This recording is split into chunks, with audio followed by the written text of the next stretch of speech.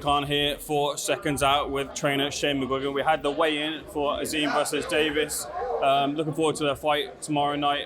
Of the dangers that Ohara Davies has posed, of course you can't give the game plan away of what you've seen from him, but what would you say is the most dangerous thing about his game?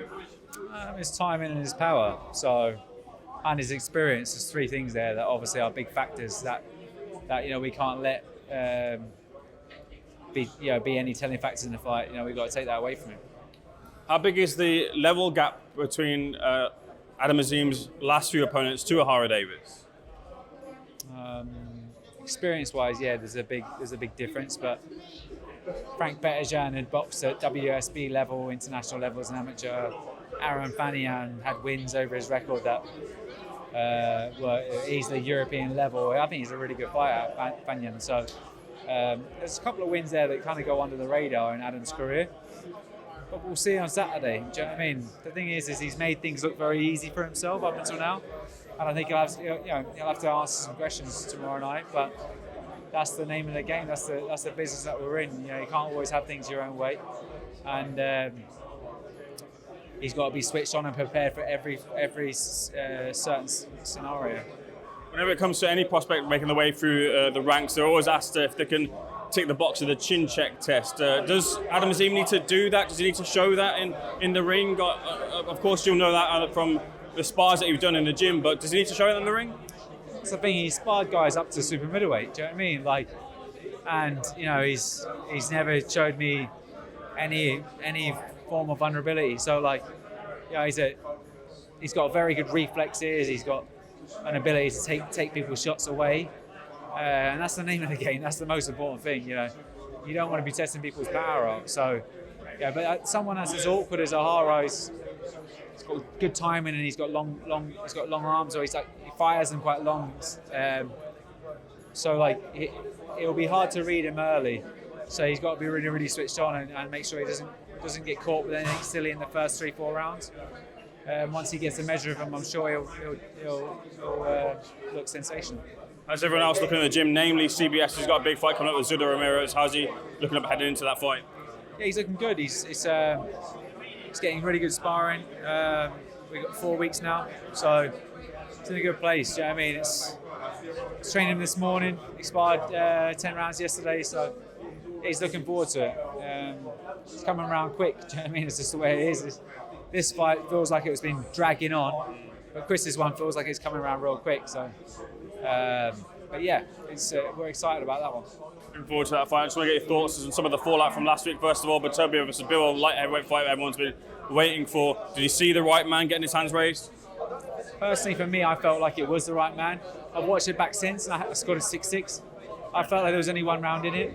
There's a lot of, in the early rounds, it was kind of, Bivol was favouring him. In the latter rounds, obviously, Beterbiev was finishing stronger. And sometimes, when you're in elite boxing, that's all that matters. It's literally how did you close yourself down the stretch, close the fight down the stretch. So people that's crying robbery, I feel like can't really call for that.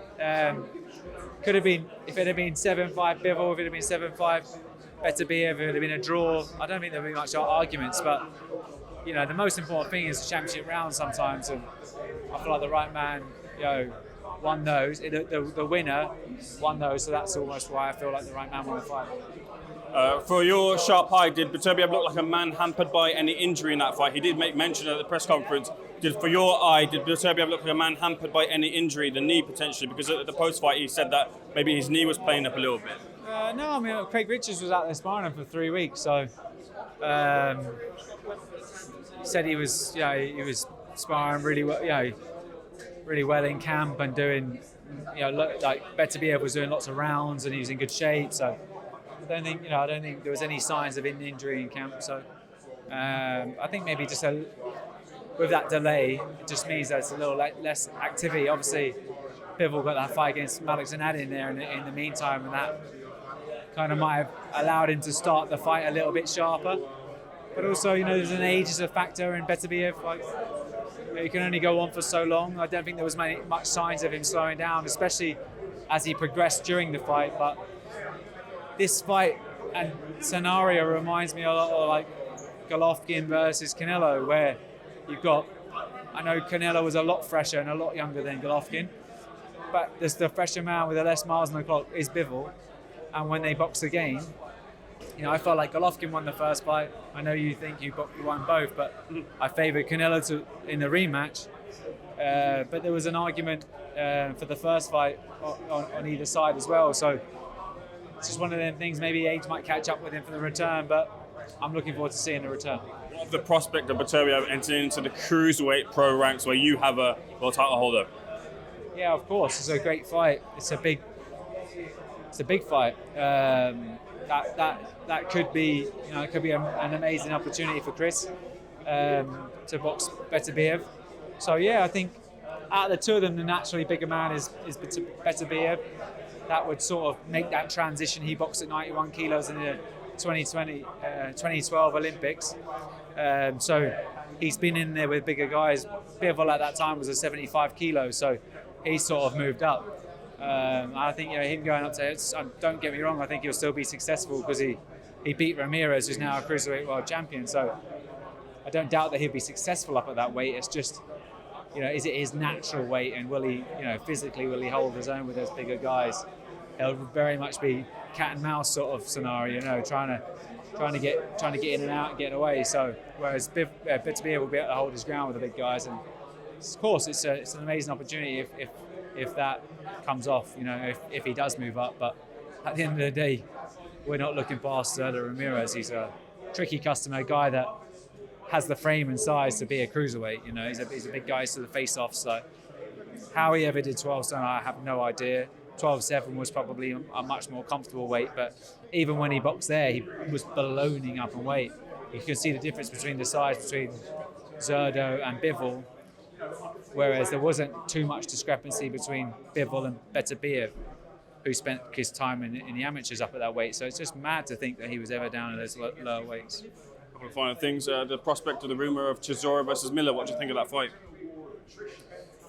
I didn't know that was a thing. It's a good fight for Dereck Chisora in a sense, like Miller's a combination puncher and he's not a one-shot sort of knock you out puncher. And I think someone like Chisora at his stage of his career should be looking guys, like that. Guys that aren't going to switch your lights off with one shot, but you're going to be in a hard fight. But you've also got an opportunity to land on the other guy, which Miller's God knows what weight he is. I know he's 330 pounds at once. I know he's trimmed down a little bit, but he's still a big lad. He's not going to be up on his feet like Ali, is he? So it's not going to be that hard to catch. And for someone like, for somebody like Dereck Chisora, you look at the last fight against Joe Joyce, because he wasn't moving his feet, he gave him a target, and he's always got that chance. Fury's made the decision to keep his training team, and he's also said, look, the real Tyson Fury isn't a fit and prime Tyson Fury, it's a bigger Tyson Fury, the ones that fought Deontay Wilder the second and third time. Do you feel that's the right weight to take on Alexander Usyk to turn the defeat into a victory?